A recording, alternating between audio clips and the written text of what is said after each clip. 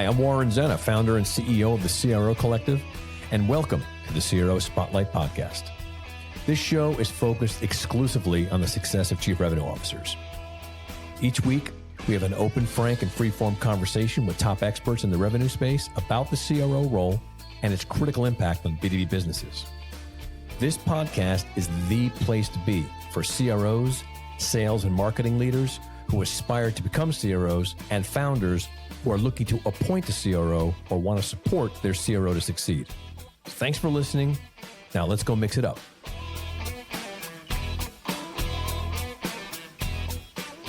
Welcome to this episode of the CRO Spotlight Podcast. I'm Warren Zenna. I am the founder of the CRO Collective. And, there is I'll say sort of like, I don't know if I'm characterizing it properly, but let's just call it for the sake of some, making it provocative. There's a crisis in marketing in the B2B space right now. Why do I say that? Well, I say it because I think it would be hard to disagree with the reality that marketing has sort of become almost like split up into little pieces, and it lost some of its leadership unification. And having sold marketing my entire career and having a marketing agency of my own, I have a perspective on this that's not just an observer. I'm in the middle of it, And I saw an amazing post on LinkedIn about a month or so ago, maybe a couple months ago, from a brilliant woman named Clayton, who made this sort of provocation. She's leaving Pavilion. She has this little strong opinion about the community's positioning around marketing, and I'll let her characterize it, but it was really provocative and it was really insightful. And I was like, wow, what a smart person, what a great post. And then it resulted in all this stuff. And it turned into a lot of conversations about that particular topic, which I think is an important one as we watch the way B2B is evolving. So anyway, I thought I'd invite Emma to come on and we talk about it because I have a lot of opinions about this. So here she is. No, thank you. What a lovely intro. Yeah, loads to talk about. Yeah. Let's start with the post. Let's do that. So if you don't mind, I was actually going to read the whole thing, but I thought I'd rather have you summarize it in a fresher way. So what was the post, and importantly, as you contextualize it, sort of what was the impetus for the post? Well, I've been in marketing for 26, 27 years, and I've been a consultant for 8. And so I've seen what great marketing is, and I've seen how marketing over the last, I would say, 6 years, probably maybe the last 3 for sure, has eroded into something I don't recognize anymore. But I joined, you've mentioned the community. I tried to keep them nameless, but you went out there and you did it. I'm out there. I love it. Yep. I love it. So I joined Pavilion looking for somewhere. And just to be honest, I have no negative opinion about Pavilion at all. I think it's a great platform and it's good. Like anything, even like mine, everything has its sort of ups of good things and bad things. I just know that, it was, and again, I'm sorry to interrupt, but I want to make sure I'm clarifying this, that, Pavilion is a big community. There's a lot of people in that community. And a lot of people that are in my followers, I have my 15,000 or so followers are in Pavilion. So, when you made a statement, plus you have a big reputation, right? You're not like some little mouse, you're an expert. So it had an impact. And I think that's an important thing. And not specifically calling out a platform as much as the implications of what these sort of larger groups and how the collectivism formulates around a certain discipline. So that was my point. Yeah, 100%. And look, I don't have any, as we call it in England, beef with anybody, We say beef. Yeah, love it. You say beef too. Oh, sure. Yeah. So yeah, I just saw somebody at a dinner, having a great time, good conversations, and I looked up Pavilion. I've never heard of them, and thought, hey, this looks good. I was probably only 2 years into the SaaS tech world, and I thought, great, I'll go and I'll really expand my network, my horizons, and actually my own understanding of how this sector works, having come from pharmaceuticals, very highly compliant industries of healthcare and professional services and finance and fintech. So I joined Pavilion and I was with them for a year. And the post just came from a real reflection as I was cancelling my membership that morning. It was a Saturday morning. I was sat on my sofa and I'm just going to reflect. And that's what I do. My posts are all just reflections of what's in the moment. I don't plan them. I just sit and write them and post them at all times a day. I just start writing. I don't create because people want to create. Oh, I've got to put a post out today. There's days I don't post. There's days I post twice, right? It's musings for me. And I thought, actually, why do I feel I seem to be the only person that feels like this? And so I just thought, I'm going to put a musing out there. And I didn't actually tag them in because I didn't want to be Yep. provocative. I didn't want to start any, I really dislike that rage bait. I don't like you. Come and have a fight Yep. with me. And, And it I read don't that like way. that. It read that way. That's what I liked about it. It was very classy and very clear, and it was clearly not a provocation. You were just making a statement about a space that you obviously feel very passionate about. Yeah. And I mean, I attended their courses, the CMO school, and it was run interestingly by a CRO who used to be a CMO, but I didn't learn anything. And okay, I was thinking, well, maybe because you are experienced, we all live with that imposter syndrome of what could Yep. I possibly know Yep. more? How do I evolve? And I did it again. I did it twice. And I thought, yeah, no, this is still the same stuff. And I thought, I'm not learning anything. But then I really reflected on it and thought, what has happened to marketing? Like, this isn't marketing. This is, how do you keep the CRO happy? How do you keep the board and the CEO happy? This isn't, how do you connect with your market? How do you go and position in a market and build value propositions and differentiations and strategic thinking that really fits into what I call the impact zone, where you've got a customer and a market need and you've got the business need, and the business need is revenue. Like, we're all there to make money.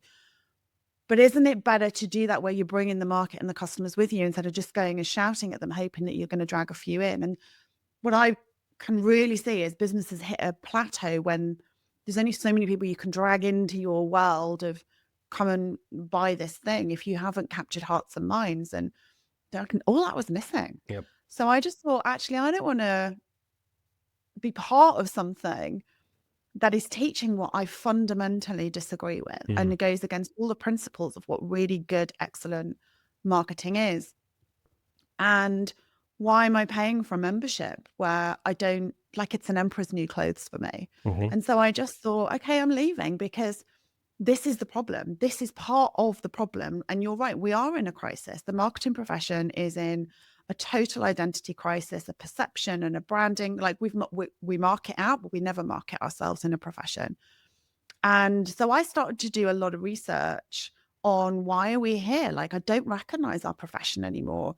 And I thought, well, this is part of the problem. Then I started looking at VCs and how they are looking at CMOs as disposable CMOs. And I've written lots of different articles bringing together, like, what's the CMO CEO disconnect and what's the CMO CFO disconnect and what's their perception of us versus how we should be showing up. And so there's just gaps everywhere where marketing is sort of shrunk into this very siloed, alienated, misunderstood, misaligned, sidelined profession. But actually, if you're a marketeer now, you're seen to, if I say to someone, hey, I'm a marketeer, they think I just do the promotion, which is, 1/4 of a marketing mix, which is 1/4 of what marketing does. So that's like 16% of what marketing is. And I'm afraid, actually, I'm now having to say, actually, I'm a business strategist, because that's what a marketeer is. They're a business strategist. They set the vision, they set the objectives, they set the strategic levers, they understand the market, they do all that market orientation before they even start to do any tactics. And, marketing is this hamster wheel of tactics. And then we do a bit of measure and test and grow. And businesses are not progressing and growing, and they're falling over and not viable because they do not have people like me, who is a real old school strategic commercial thinker, sitting on that board. And they've sort of almost been pushed out of the way in favor of a CRO or a chief growth officer, or they're put under the CFO. It's like, we don't know what to do with marketing, so we're just going to put it in all these different places and chop it up and put it here, because people don't get it. They think it's just, a few carousels on LinkedIn and a brochure for the sales team. And I think Pavilion are feeding that narrative. And I just wanted to say, hey, I can't be part of the erosion of a profession, of a community that is, putting the ink on the paper and signing the death warrant. So I'm kind of out. And that post sat, Warren, for 36 hours just in my own network of people. And it was only when one of the UK chapter leads picked it up and commented on it, but didn't just comment on it, tagged all the senior leadership team across the world into the post. Yep. That then went viral. So crazy, I had to turn the comments off. And it became vicious. It became a very binary us versus them. The argument, the reflections were not had. It became about one person. Me and one person going head to head with a whole big crew of army, like fight behind it. I've heard on reflection that there was a Slack channel dedicated to it for the entire weekend, looking at how they could totally decimate my opinion. And then my inbox was then full for, because, these posts go on and on for days. My inbox was full for an entire 10 days of people saying, A, I agree with you. B, I'm sorry you've been treated this way.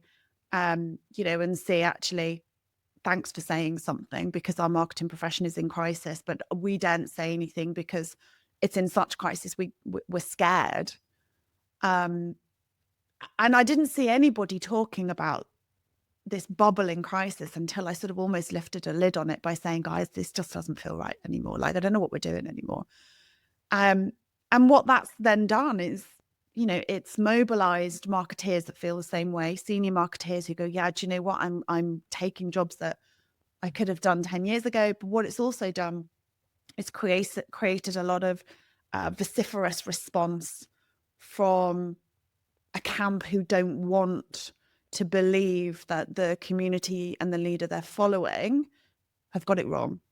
And so they're doubling down on the narrative and becoming quite vicious and, were calling me out. And, there were some really poor behaviors that came. But, all you need to do with that is sit back. Like you said, classy is something that I always try and do. You just got to sit back and let people hang themselves or drink their own poison. And I think the truth will always rise to the top. And interestingly, that post was actually back in, I think it was end of Jan, early Feb. And people are still talking about the post. People are still creating content around the content. They are. I see it all the time. And I could tell, there's a certain sort of, we'll call it a fingerprint, if you will, that when I see marketeers posting something about things, I could tell that there's a relationship it has to what you sort of originally started. So look, good for you. I think it's great. Yeah, I love it. I think it's good. Like you have it got people talking. It's got people thinking. It's got people stir curious. Things up, and I don't think you were saying anything that obviously if I scream in the woods and no one yells back, well then obviously I'm not talking about something important. But if I scream in the woods and I get yelled at by 1,000 animals, well I hit a nerve, right? So why is that, right? And I think that's a good thing. So I think it's great. Like when I read what you did, and again I think you and I probably have majority agreement. I mean, we can get into actually I have a really interesting way I want to talk to you about this, but generally speaking, there's no question about the fact that I agree with you that marketing has become this weird thing, and I have a strong opinion about why. I'm just curious what you think. Like, if you were to summate, as you will, why did that happen? What happened that made it this way? So I wrote a series called Who Shot Marketing, which that started as a that white mystery paper. Series thing you did. That was awesome. I loved it. That was great. Yeah, it was really great. I did the research and I was like, okay, where did this start? Who has who are the stakeholders in this? And the more that I was researching and building the story and the narrative around it for a white paper, actually, I thought actually this is more than a white paper. This is it's a story that needs to be told, which is why I made it into like a crime series. And it is about, who shot marketing, Mary Marketing's on the floor, the VC, the CFO, the CEO, the CRO, the recruitment companies, the AI bots, the professional organizations, they're all implicit in this room where marketing's been shot and is, bleeding out. Like, who's responsible? And so part of this series was to go around and look and check in on each of them and the relationship that they've had with marketing over the years and their contribution.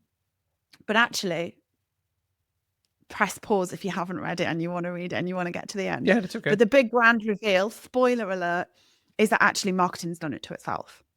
And so it was like a suicide in a way? Yeah, kind of. I kind of didn't really know how to close that because, like, how do you do that? But it was like a death by a thousand cuts. But Okay, we sealed the sure, I deal. understand. Like, Yeah. we did it to ourselves. We basically, we didn't stand strong and firm against all the challenges that were coming to us in the changing market.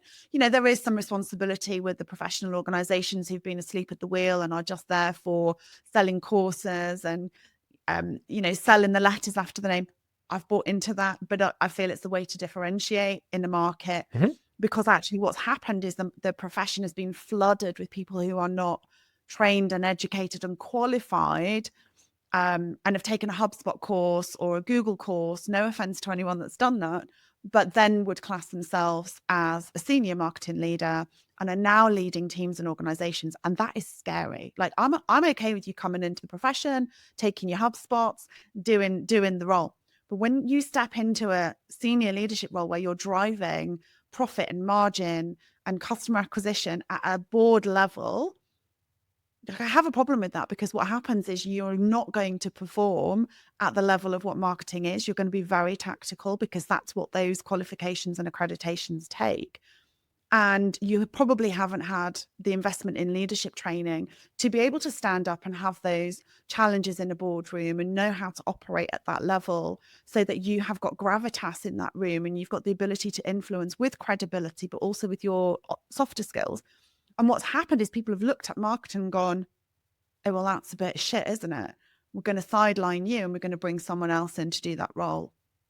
And that's what's happened with the splitting of marketing, because we haven't been able to hold ourselves to the standards that are really needed to be able to say we're a growth driver. We have become a cost center because that's all we've known. And we're watching younger generations come through, you know, going into their YouTube stations and saying, hey, I made millions of growth and revenue. You just need to do this.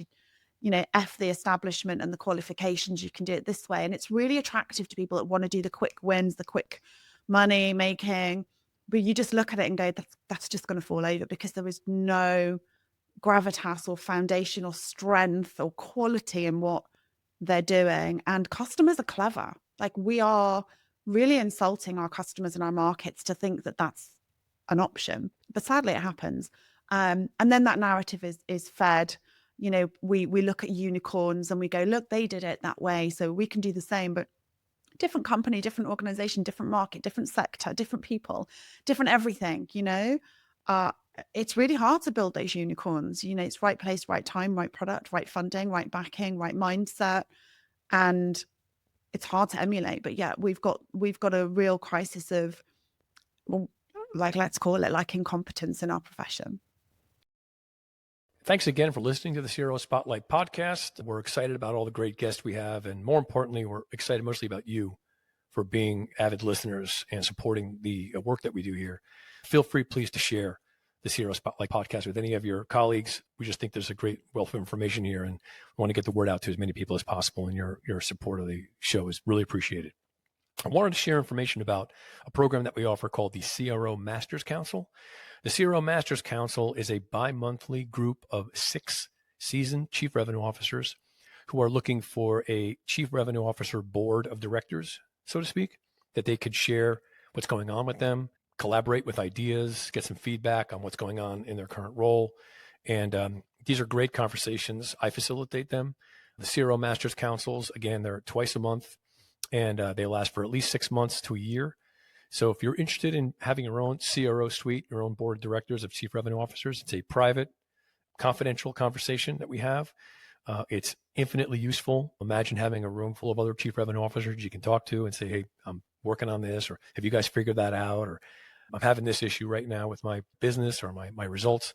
These are just invaluable conversations with chief revenue officers. Chief revenue officers have a very, very unique role. It's a very lonely job, and only other CROs understand what you're going through. So that's why we created this program. So if you're interested in being a member of the next CRO Masters Council, which we have a number of them being put together right now, just go to my LinkedIn and DM me Masters or Masters Council, and I'll follow up with you and set up a call or send you some more information about it. Looking forward to seeing you there, and thank you. Yeah, That's where it's gone wrong. it's great. So I got so many things I want to talk about now, but you just really laid it out. So I'll just kind of lay out. I agree with everything you just said. I think the elements that I tend to be very like I look at the core, primal things that drive stuff, because ultimately that really is what drives things, right? Things like survival and fear, right? Those are all really ultimately underneath every single thing. And I think that if I would say, if you look at the entire B2B business space over the last 10 years, maybe even 20, I think economics, it's always the follow the money sort of thing, I think is a very important way to look at the world we live in, particularly because in the Western world, the economics of our society, and I'm a capitalist, so I want to make sure everyone understands where I'm coming from with this, is that it drives behaviors. And so I think what happened, if I'll look back on it, really a forensic look back, when the internet was created, it opened up an opportunity for scale unseen before, and opportunities to grow businesses in ways that were never done before. And the economics of that particular platform allowed for a lot of people to experiment with it in ways to get money as quickly as possible out of it. It became more like a machine, right, as opposed to like. So I'm a student of marketing. I grew up in the '70s and the '80s, and I went to college for art and advertising design and marketing. I was around when the first big holding companies were created in 1985. I went into the advertising and marketing industry as a salesperson, and I sold in the marketing space for my entire career. So I've been connected to all the holding companies. I worked as an executive at two of them. I was involved very deeply in the way that these different solutions are formulated and how they're purchased and how they're deployed, how they talk to marketing, how marketing people talk to clients. I have an agency. I've been running it for 20 years. We serve large B2B and B2C companies. I'm very steeped in this. I'm not some observer. Plus, I've sold this stuff my entire career. There are a few things I could say I feel like I'm an expert in, but this is one of them. So you and I are talking about this from an informed perspective. And I could tell you that when the internet came out, it created a frenzy. And then I think the second wave of the internet was the SaaS industry, which produced this repeatable marketplace, which was never heard of before, that you could create products that people could immediately purchase online, boom, and you could repeat that over and over again. And it created a economy, and literally it created an entirely new economic infrastructure, which is the SaaS and, let's say, even programmatic sales sector, which created an entire industry of investment community that understood that this model could be replicated through purchasing of specific businesses that fell into a category of product that could be sold quickly and had a marketplace solution that could be quickly deployed, quickly purchased, and quickly turned over rapidly, enough so that the numbers would climb enough that the valuations of that business would allow us to go get more money. Yeah. And this was the thing that changed all this. If you and I both look back at the amazing marketing of, granted, I'm not crazy about these products, but you cannot deny the amazing power of Procter & Gamble and how they invented this entire idea of building brands around just literally nothing. Like, they formulate some sort of category, but it was all marketing. That is how they went to market. They created an image, they created a story, they created a value proposition, they wrapped it in everything, and they put it on the shelf, and it's a brilliant way that they were able to take products. And the greatest brands in the world, the consumer brands, I think is really where marketing is really most utilized properly, are the ones that build value from messaging and through value proposition and through the construction of an idea and an image and an emotional connection. Those things can be sustained forever. I mean, you look at Nike and Coke and all these. I mean, these are products they're perennial, right? Because of this, right? And they're not even that different. I mean, a Nike sneaker and an Adidas sneaker, if someone gave me the both, I mean, it's a sneaker, but there's something about the way that we've imbued those products with a certain image, and marketing is completely responsible for that.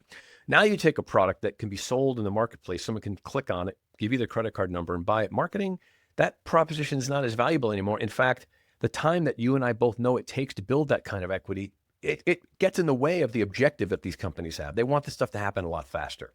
And if I want to create a brand, you and I both know how long it takes and how much time it takes and effort it takes to do that properly. And we also know that once it's done, it's sort of like embedded in the DNA of the consumer. Like, that's it. You can sit on top of that forever as long as you maintain it.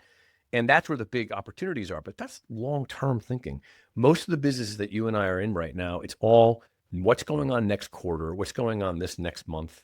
How do we get our valuations? When's our B round? When's our C round?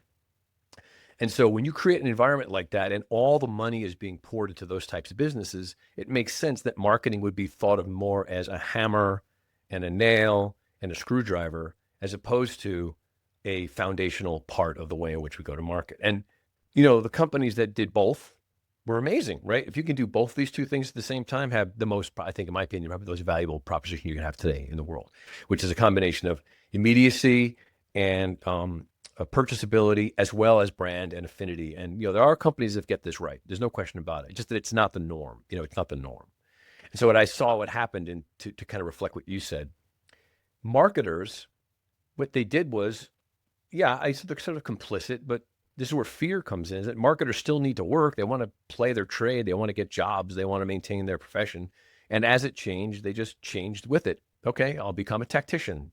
I'll become a search engine optimization expert. I'll become a Google Ads expert. I'll become whatever the case may be. All the different like sub industries that were created out of this stuff. And so you had a schooling of 10, 15 years of tactician training in marketing, which we called marketing, which evolved from PowerPoint presentations and collateral creation to advertising, to placement, and performance marketing, to search engine optimization, which I think of those things are really valuable, without the foundational component of who are we? What do we do? What are we solving for? What's our positioning in the marketplace? What are we carving out here? And without that, those tactics become so necessary that if you turn them off for 1 second, the entire brand goes away. You have to survive on that stuff. And it's a very, very difficult survival. But weirdly, someone who's good at those things becomes very valuable in the marketplace because, they sort of found a place where they can create this sort of value proposition for themselves. Like, I can run your programmatic ad campaigns better than anybody can. I can do performance marketing better than anybody can. That's a very valuable person in that environment. But the marketer, the thinker, the philosopher is useless in that framework.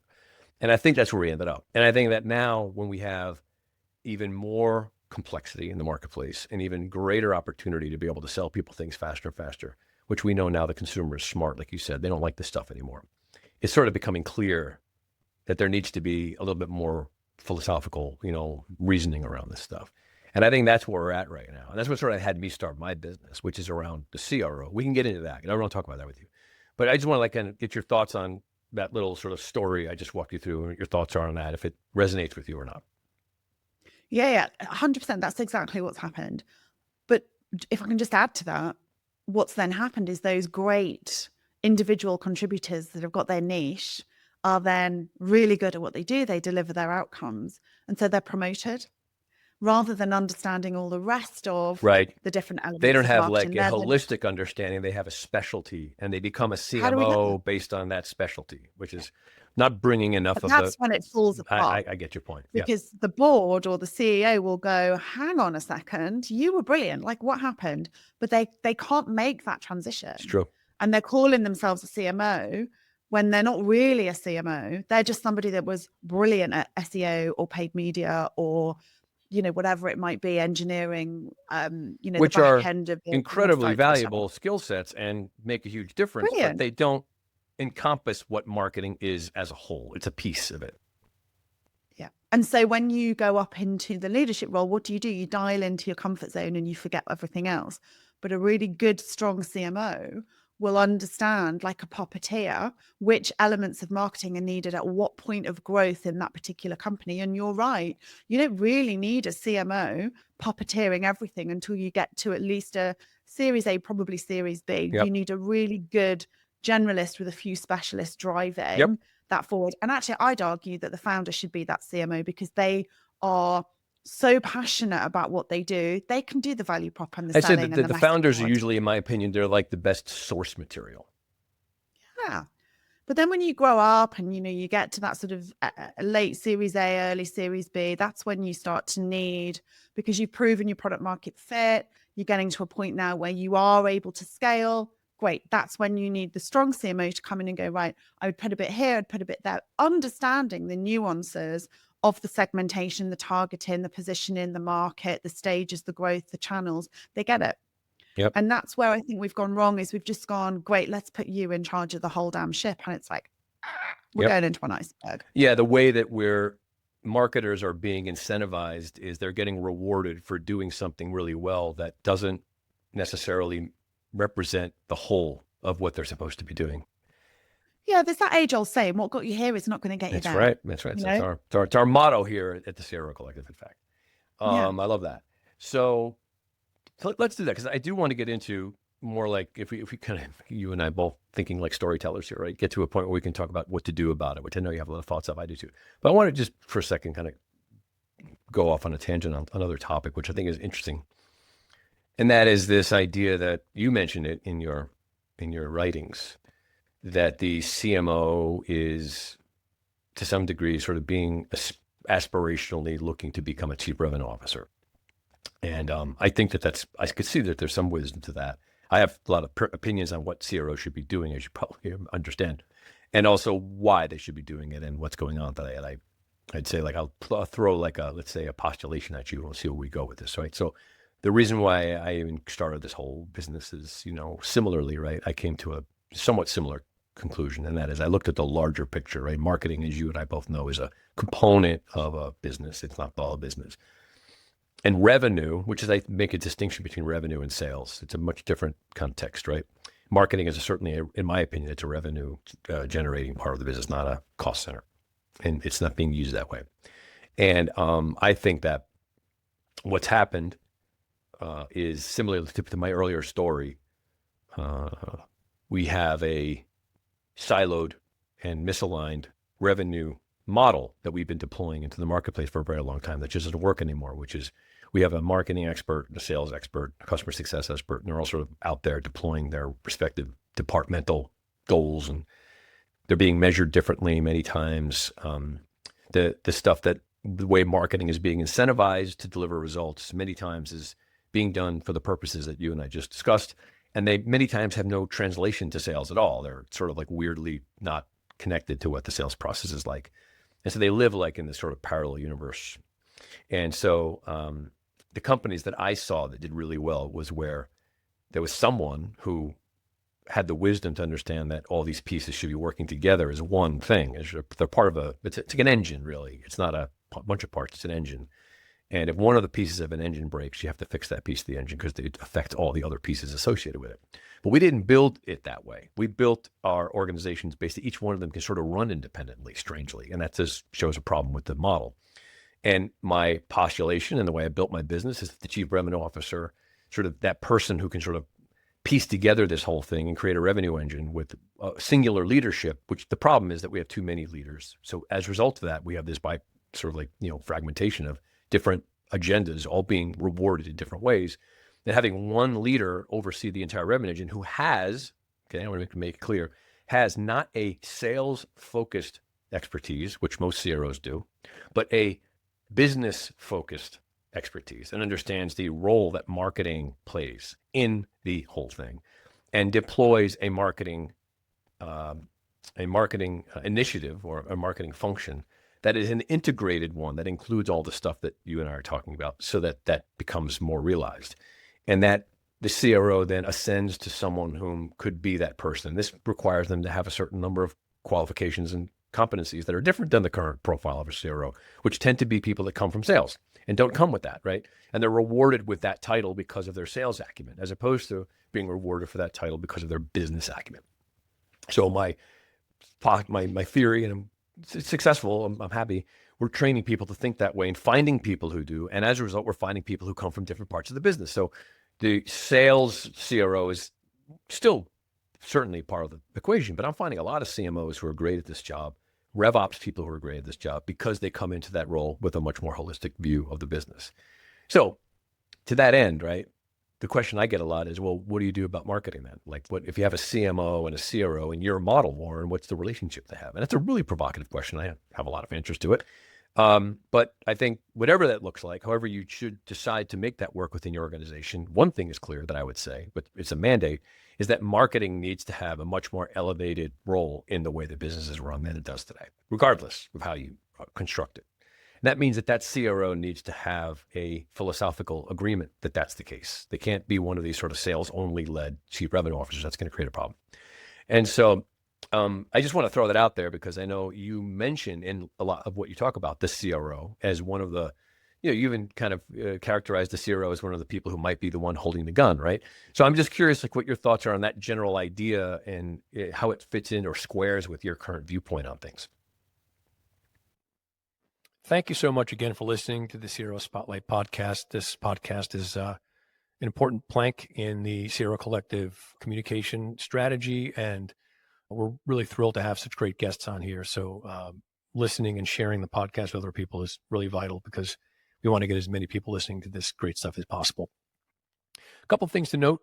If you're a aspiring CRO or a recently hired CRO or even an old salty CRO, and you're looking to either become a chief revenue officer or improve your chops and gain some more insights and improve your competencies as a chief revenue officer, we offer the CRO Accelerator course. It's 5 years now. It's the first CRO focused course that was out there. It's a 15-week course that is populated by aspiring chief revenue officers and CROs. We're pretty selective in terms of who can be a member of the CRO Accelerator course. It's people who are probably more ready to be a CRO right now. They have a number of years under their belt as a revenue leader, whether it be a sales leader or a marketing leader or even a RevOps leader. And they either want to move into the C-suite or they're CROs that want to just make sure that they win in the role. The CRO Accelerator course, we kick off the next one in mid-May 2025. So if you are interested in being a member of the next cohort, please just write me a note on LinkedIn. Just DM me CRO Accelerator, and we'll set up a time to talk. And then I can send you more information to give you a brochure of the course. So again, CRO Accelerator course, 15-week program for aspiring and newly hired CROs.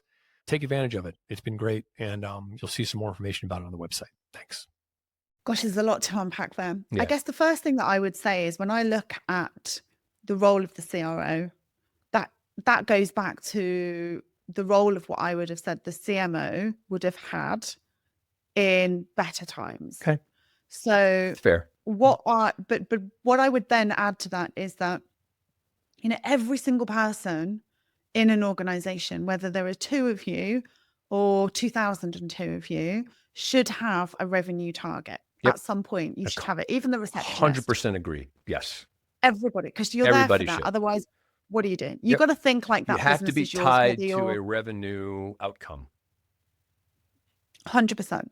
So I then asked the question, well, do you need a chief revenue officer to do the role of what a good old school, and that's not me being purist, that's just what the role would have been before it sort of got diluted. Had it been left to its devices and ascended the way it should have been, it probably would have turned out that way in some other version of reality. Yeah, okay. And 23% of CMOs become a CRO. So I can see, I've labeled that as capitulation, and I'm going to explain what I mean by that. Because there were some people really dining out on their content when they did that and got really mortally offended. Mm-hmm. You haven't, by the way, because you're a grown-up. But there are some people... I thought it's a great point. I mean, it's a really great conversation. I'm not trying to protect any turf. I may change my whole point of view on this over the next 3 or 4 years, because look, how many things did I think were true 10 years ago that I don't think are true anymore, right? And so if I'm not open to thinking differently, then I'm lost, But I'm not there yet. I still do think that what I'm doing makes sense. However, I think you and I are probably in more agreement on this than we are in disagreement about it. But I agree with your point. I think that CMOs, if they were left to do the job that they were capable of, and they ascended to have the sort of level of holistic expertise, and that was taught more, I look at it almost like, you look at like these older generations of, if I may say, you look back at like, let's say Eastern Europe or other parts of the world where, there was a lot of wisdom that was passed down through generations from people to people about like, things like what kind of remedies you should make and the kind of food that you should eat and the kind of ways to take care of certain things. And it's passed down, and that stuff stays inside of the culture because it's very taken care of. It's like, here, before I pass on, you really need to know how to do this thing. I think that some of that sort of apprenticeship is gone. The great marketers, the real superstars, they didn't make it downstream to a lot of people that run marketing today, because I think they're being hired to be specialists. So I know where I don't want to get off on that, but I think that that's sort of like a lot of what you're saying is that there's a purity in the profession that's been diluted. Yeah, 100%. And I think that, so that's my first point. And I look and I go, okay, well, why have they capitulated? Why have they gone? And it's because the CMO role has become secondary. And there are communities, Pavilion One, Sam Jacobs' language is, he talks about ascending to the CRO role from a CMO role, which is really telling, because what that tells us. I get that. Yeah. The message is that you go up to a CRO. It's the one above. Yeah. And so, people are looking around going, hey, listen, this marketing profession's dying a sorry death. It's getting kicked, battered and bruised. Hey, listen, I'm going to get some power. I'm going to get better money. I'm going to get more prestige. I'm going to get better influence. If I step up as I into said, the CRO you follow the role. money. You follow the money. You follow the prestige. And that is where I've got the problem. I get it. Because actually all they're doing is stepping back into what they were. Look, that gets to And the we don't fear need the and the chief survival revenue part of the equation, right? Which is that, we're in an environment, we have to survive. And so I have to kind of capitulate to what's going on. And, it's not easy for everybody to make a stand on stuff, because they have to kind of continue. If I've been in marketing for 20 years and all of a sudden it changes, what am I going to do now? Am I going to become a dentist? I mean, I'm a marketer. It's what I do, So I have There's a lot of people considering that at the moment. There's plumbers, dog walkers, florists. I mean, I'm getting loads of people going, I'm just going to go back to being a hand profession, because that's where the money's going to be in the next 5 to 10 years. There's going to be no one qualified to do it. We're going to go do that. So true. Like, marketers are brilliant for seeing what's over the horizon. That is funny. Apart from our own demise. They're much more, they're very good at prognosticating the future than a lot. I agree, because marketers have to think long term. You have to, right? You have to look at the head, at trends, and okay. So but again, that's like that's seen in the board as like, stargazing and, a little bit of mediumship around the crystal ball. And so again, the facts, the figures, the numbers that the board, the VC, the CEO, the CFO want to talk about, like, we're over here stargazing, predicting the future. And they just look at us and go, what the hell? Like, we need to do this now, because survival is about the quarter. And I get that. That is the way it is. We don't have to be binary about this, and the really good marketeers will be able to lean into that conversation and talk numbers just as much as stargaze. So that's the one point I want to make. The second is that, like, I don't know why we keep creating all these new roles, because the chief revenue officer, the chief growth officer, chief brand officer, chief customer officer that keeps coming, they're all the CMO role that used to be what it was, or a sales and marketing director before, we had chief anything. And what used to happen in my day is I'd have my marketing team and my launch team and my brand teams and my PR and comms, and like all of those disciplines would sit and report to me. And then we would have, like, I grew up in pharma, so you'd have the medical team who were bringing products to market through their clinical trials and phases. You'd have clinical, medical, regulatory. You then have the sales team. The way we handled, bashing down the silos is we'd have cross-functional teams. Like, what's happened to those? Like, why do we suddenly have to have one person ruling everything? Because those skill sets are so different. Not one person can have the skill sets to have good credence to all of those disciplines. And so what we've lost is the ability, the soft skills, the leadership skills that we were all invested in once upon a time before budgets were cut, and it became this very cut down to the gristle of an organization. We can't invest in people and growth and development. But when that was happening, people were taught how to have constructive conflict, how to work together, how to collaborate, how to cross-functionally align, how to build strategic plans together, how to execute, how to hold each other to account, how to generate the results and become a high-performing team. Now, imagine if we invested in that instead of creating all these new roles that are 180, 200, 300,000 pound roles. Like, you'd actually have more profit in your business. So that's where I've got a bit of an issue. Like, let's just go back to teaching people how to just be good, decent leaders. And what you've got in a lot of these organizations is toxicity, demotivation, disengagement, unclear, because the wrong people, I think, are in charge, trying to fix a problem that actually, if we took a step back, was never really wrong in the first place. It was this new economy that you've talked about that's come in and taken the noise away from what bloody brilliant used to be. And if you just remove that noise and go, okay, great, let's remove that. Let's go back to how this used to operate.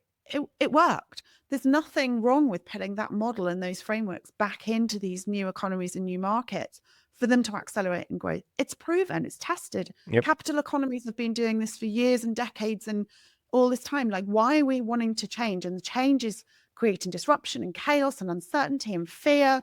And we know that that's when bad behavior happens. That's when people are making the wrong decisions. They're making decisions from the wrong place. And that's where I think we've fundamentally gone wrong. And we keep trying to put sticking plasters by creating all these new roles. But, break down what the CRO role is. I have no issue with, those people and their role. But actually, all that's happened is you've taken a CMO label off and put it with CRO. Yeah, it's similar. All of those different people working together under, we used to call them a golden triangle. Sure, I get it. I think everything you said is spot on. I just want to make sure that there's something you mentioned in that is important, because I see this a lot and I understand it. I'm sensitive to the reason why this perception seems to come up, which is what you mentioned, this sort of like a pushback on this CRO that I'm referring to as being this sort of like a unrealistic unicorn person, right? And I actually had a really great debate with somebody on this show about this topic, very smart person about that same point. And I'm sure I want to really like make sure I emphasize this point of view on that. I'm not professing or claiming or making some proclamation that this CRO needs to be this sort of like all-knowing, all-powerful person who can run a sales organization, run a marketing organization. That's ridiculous. No one should do that. That doesn't make sense. I'm talking about somebody whom, and again, I think I would kind of two things that I would sort of put a point onto it. One is misalignment, which I think is a cancer in businesses, right? You have this sort of misaligned revenue functions, which you have these three things running around. That to me is like, that's the cancer that needs to be fixed. That's one thing. And if we all agree, which I think most do, okay, fine. So let's fix it. So that means that you need some kind of roll up, right, of that, and you need someone overseeing it. That would be one solution for that. The second part is, what does this person do? Like, what's the difference between leading revenue and leading marketing or leading sales, right? What you mentioned before, this idea of the sales and marketing leader, whom I think was like the precursor to the CRO I'm talking about. This is someone who had a really good understanding of how these two things work together. They had a larger, bigger picture understanding of the way marketing and sales related, and they gave respect to both aspects of it. And they understood that when they made the cocktail, that there needed to be a certain amount of both of them in that cocktail for it to work. And they didn't dilute it ever. They didn't. That's how I view the CRO role, is not someone who's responsible for those things in terms of execution. They're responsible for finding someone, if I may be blunt, like you. I want you to run my marketing organization because I know you're going to be brilliant at it and you're going to bring to it what I need. So I'm not going to find somebody who's a tactician and say, you're an amazing performance marketer, I'm going to make you my CMO. No, I want to find someone who is a marketing expert who will run my marketing organization, that will talk to the sales organization the way that I know that you know how. So it's about finding the right people, constructing the right competencies. And the reason why I sort of doubled down on this idea of someone running it is because I do think that what happens is, this is like where I think the human part comes in, is that when we have a bunch of people that are running different groups of an organization inside of one system, and they all have a C-suite title, it's very risky to assume that they're all just going to get along and work together. What ends up happening is, I do see this a lot. I see a lot of things where, factions are created around the way people are incentivized, and it becomes easy to kind of break down. And if you just have one person being like kind of the overseer, not the doer, but the overseer, it reduces the risk of that happening, and it increases the possibility that the engine will be more uniform. So that's all I'm trying to solve for, really, is the alignment problem, right? Not find a unicorn that can do everything. They don't exist. And I wouldn't purport to look for anybody like that. So that's one thing I want to say. So I think it's an important distinction to make about the way that I view that role, not as a superhuman, it's just a smart person that knows this stuff, Yeah, and I don't disagree with any of that either. I think we're pretty much saying the same thing, because actually it's not about titles, and it's about what is this role and what are we trying to do? What's the outcome we're trying to do here? And maybe just our approach is just a little bit different. Maybe you're a bit more modern than me, and maybe I am a purist. I don't know. Okay. But the way we would handle that, Warren, is we would just have good old balanced scorecard with behavioral, are you being an asshole this month or not? No question. That's where the other stuff comes in. It's like having grown up. And then performance management, yes. No question. And there's none of this goes No, on I in the agree. organizations that I've been in. I agree. There isn't. There isn't. And I think it has to do a lot with, I do think, again, I'm very much a sort of a bit of a cynic, if you will. It's money. We've uncovered an economic engine that is extremely attractive to business community right now. I mean, this is a crazy juggernaut. I mean, you have companies that can become $1 billion in valuation in 2 years today. Yeah, it was unheard of before, like the way that we can do this. And it's very attractive to organizations that want to get return on investment. And so businesses, the digital, let's call it like the online or the SaaS business model, is no different than a stock market portfolio that you can invest in and the products can yield a good return. And when they're looked at that way, they're just treated that way. So I sort of think like there's a way I speak to my clients who are CEOs, founders of companies. I say, you have to figure out philosophically what you want to be. So let's say, for example, you're a founder, you're a brilliant person, and you created some solution that's really amazing to solve a problem that's really amazing. Okay, you've reached this point where you've solved this problem. Was the impetus for that because you believe that this problem is an important problem to solve and you want to be someone who solves it? Or was it because you think this problem could make you a lot of money? Solving this problem made a lot of money. And I'm not saying there's anything wrong with either one. I'm saying it's just be honest with yourself. Like if you look at the marketplace, you go, wow, this business would be great. I can turn this thing around in 3 years. I can exit in 3 years. I can make a lot of money with this business. Okay. That's the philosophy you have. So you're probably going to run an organization that's going to reflect that. Whereas if I want to be like the number one solution in the marketplace in 20 years, it's a completely different philosophy and you're going to run your business differently. And I think that's the point at which founders need to reconcile with themselves. Like, what's the real longer term purpose? And when I speak to my clients, I'm like, what is it you want to do? And if they say to me, yeah, you know what? We think we could be acquired in 5 years. That's fine. I mean, I don't have an opinion about that. But then you have to build a business that's going to get you acquired in 5 years. And it's going to look a lot different than a business that you want to be around in 25 years. I wrote a book about this last year around the difference between high performance culture and human-led culture. And you need both. So whilst you've got a plan to sell in 5 years, that's a real high performance culture. That's how are we going to get there? What are we going to do? Where are we going to play strategic, perform, call each other out? But the culture's gone. People are burnt out. The culture's gone. It's toxic. We're teaching, the younger generation. You burn a lot of coal doing that. Yes. Like you have passengers along the way. Yep. Like you take people out. But then equally, you'll have our British NHS is like this. You have these human-led cultures. And again, it's like be nice to everyone, agree tacitly with everybody, no challenge, be nice, say the right thing, don't say anything at all. And so what happens is you have this culture of being nice, but then you don't perform. And what I argue for is what's wrong with learning that cerebral how to drive a business with the heart of how we lead the people through that. And I think you can do both. I do. And what I'm looking at I agree. is businesses that are just really toxic, but firing ahead and getting the money in and forgetting about the people, or the people that are just about the people and absolutely delivering naff all and then going out of business because, they don't challenge or have constructive. And so what I'm saying, and I went off and trained in all of this so I could be a better leader and I could help other leaders be better leaders, is, we've got to be able to learn how to humanize the growth, because actually we go faster, and it's proven. There's so much research to say when you really consider the blend of the performance and the culture together, you go faster, you go quicker, you go more aligned, and actually without that toxicity that really takes a toll on everybody and their performance and their productivity, like that's the holy grail. And so I guess I'm arguing for let's just stop being absent-minded, short-sighted and ego-driven with everything we're trying to do in this space, because actually there is a better way.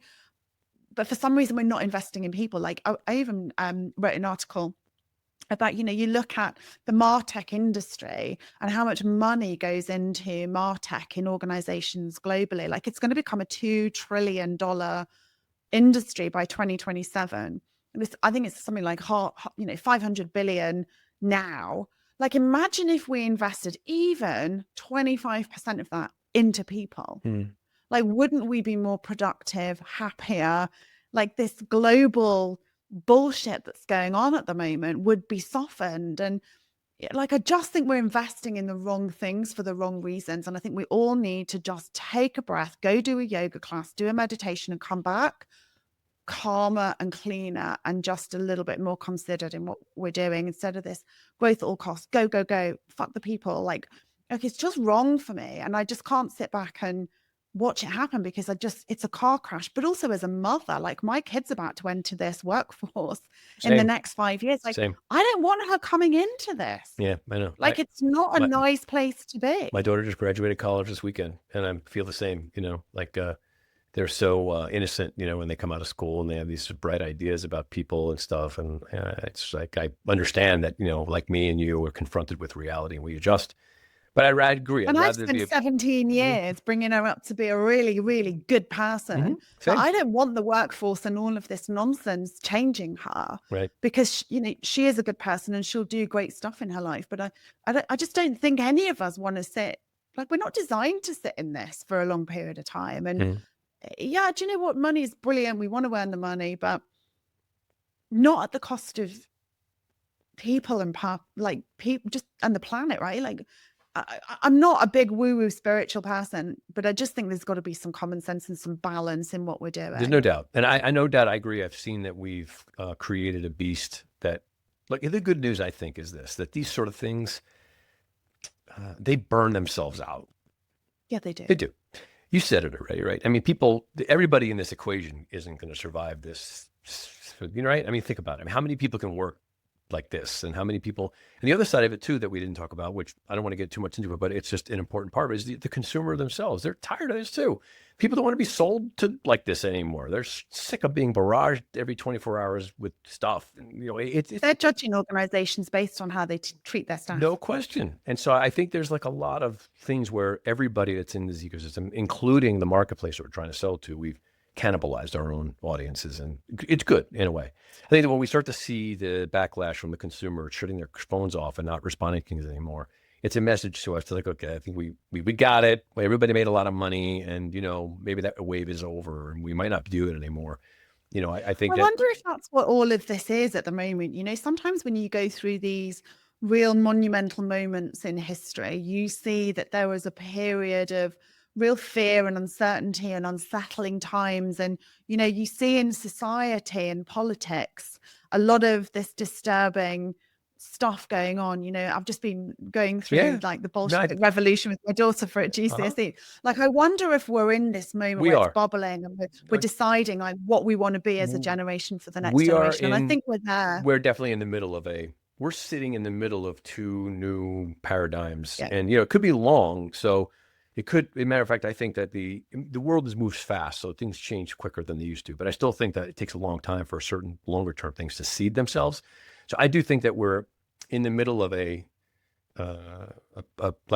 almost like a tectonic plates of two larger things happening. And I think that it may take a long enough time that there are certain people that might have an entire career inside of this transition. But it's okay.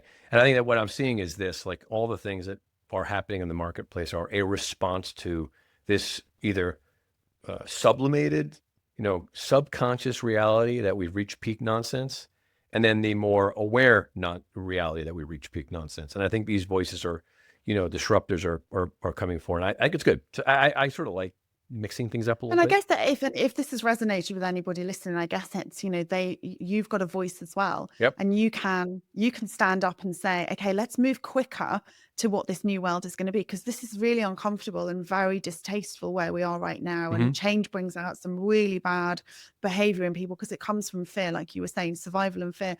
Like, if we've got a little bit more certainty and more of us coalesce around what the new vision and the new world is going to be, because we want a better world for our kids and the next generation. Like, get your voices together, come together and create this new, like we've got the marketing revolution of gone, we're building that. Like, what's our new code of excellence? What does marketing now need to be in this new generation, instead of just letting it figure itself out? Like, let's just go create it and make it happen, because we can't sit around moaning on LinkedIn, crying about how, bad marketing's being kicked and punched. Like, let's just go and make the change, right? We've all got a voice. We've all got the ability to be a catalyst. And so I would just say, as we wrap up, that would be my plea to everyone. Like, let's just all be part of the the change that's needed. Well, you certainly are. I mean, you put your voice out there, and I understand. But I worked for a company in the UK for a couple of years, and I did note the culture is, different there. It's much more polite, and sticking your neck up is not as in the US. Everyone's got a big mouth in this country, and it's good or bad, But I appreciate it. I think it's great that you took a stand and you put your voice out there and you took the hits and you took them for a lot of people, and you did it with class. And I think you made amazing points, and your message is great. And I'm so glad that we met and we're talking, and I know we'll be talking more. So what are you doing now? And how do people what's next for you now? How do people work with you, or what are you trying to accomplish? Yeah, so I'm just helping businesses just do better things, just be better, just everything we've talked about today, because I've got the background of being a marketer. I started in sales, actually. I didn't say that at the beginning, but I did 5 years of sales, which is again why I really understand how this stuff works. But I just help exec teams, C-suite, who, put those plans together, but to rally the people behind in a more aligned, constructive, collaborative way. That's everything I do. I went and studied organizational psychology 5-6 years ago, and I just blend the two together. Now, how do you do cool strategies, but really lead from the best place that you can, instead of dragging people along and in that toxic world? So that's what I do. So people can come and find me, and if any of that resonates and they think we need a bit of Emma in our organization, then hit me up. Okay. Well, this is great, as I expected. I knew we'd have a great conversation, and this is a lot to think about. Thank you so much. And I look forward to talking to you more, and really appreciate you. So thank you so much. I'll be back if you'll have me. I'm sure there's so much more. There is. We could do another 3 hours on this, and we will. I have some thoughts on how we can do that. But thank you so much, and we'll see you soon. Anon. Look after yourself.